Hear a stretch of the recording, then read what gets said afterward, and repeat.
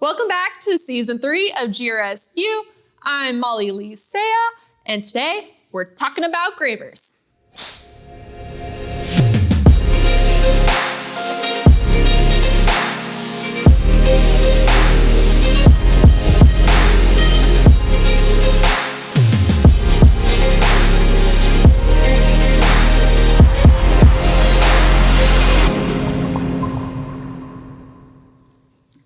Welcome back, guys. In this first video, we're going to be talking about basic graver anatomy. This will just cover some terminology so you understand what we're talking about a little bit better in future videos. So, first off, this is how your graver is going to sit inside of your handpiece.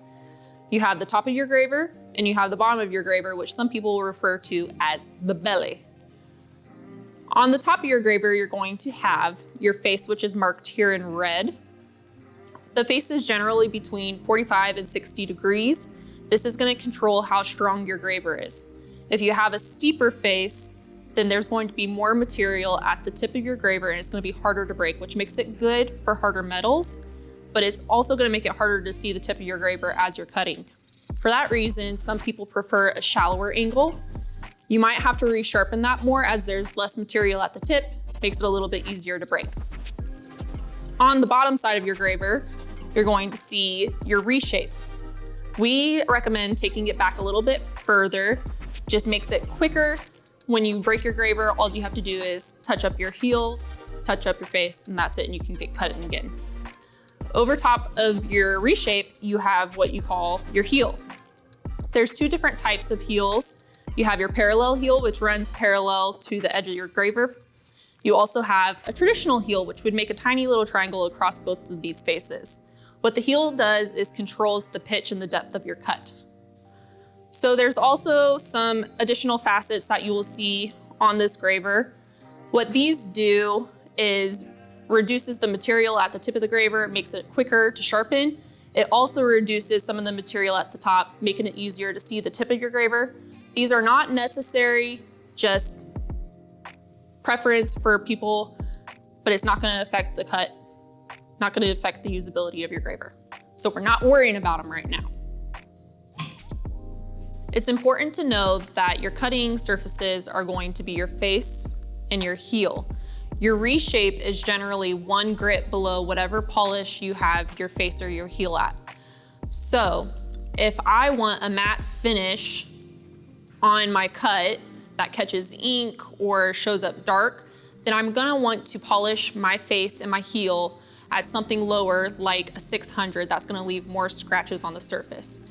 If I want something that's shinier and has a mirror-like polish to it, then I will want to bring my face and my heels up to a higher polish on something such as a ceramic wheel or a cast iron lap, leather strop, you name it, you can shine it up. Now that we've covered our basic terminology, I'm going to show you how to pair a graver with a QC tool holder. We get a lot of questions on this because we have several different QC tool holders. So the difference is you have your traditional QC tool holder, which has 2 set screws. And then you have different QC tool holders for round stock. So this one only has 1 set screw. And then the hole will match up with whatever graver you have. So this is a 1.8 graver. I have a 1.8 QC tool holder. You'll want to get the appropriate size for whatever round graver you have. If I was to put this 1.8 into this traditional, it would have a lot of wiggle room. The graver wouldn't sharpen correctly. So let's go ahead and loosen this set screw.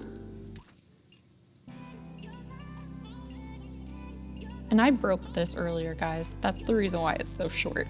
It's usually a little longer than this. You're going to put this all the way into the bottom of the QC tool holder. I like to hold my finger over the top of it just to kind of put a little pressure, make sure it's seated all the way in there. And then the graver is gonna stay in there its whole lifespan. So you can go ahead and tighten it down a little bit just to make sure it doesn't move around on you. Okay. First, you're gonna need a traditional QC tool holder. That means it has 2 set screws. With this being a square graver, you're gonna wanna tighten down on multiple points. Can't fit a square graver into a round hole, guys, but you can if the hole's bigger. Let me loosen those all the way.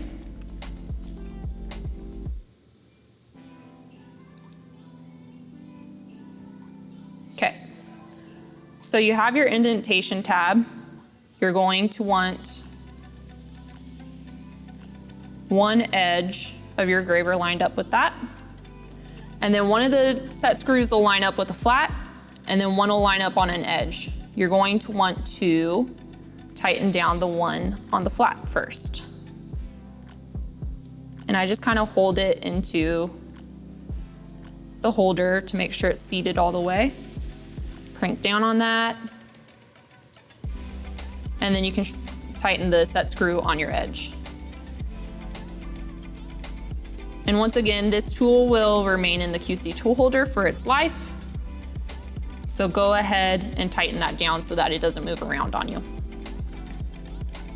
Okay, and we also have a pre-sharpened 120 Glen steel graver. This will just make it go a little faster, but it's not pre-sharpened, ready to cut. You definitely still need to go over it on your own. So we have a traditional QC tool holder again. We're gonna loosen those set screws.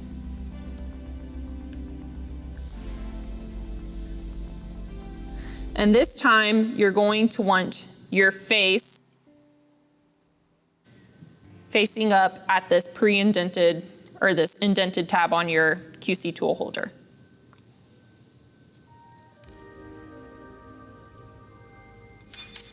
Woo! I have butterfingers, guys. You've probably already picked up on that. Tighten that down.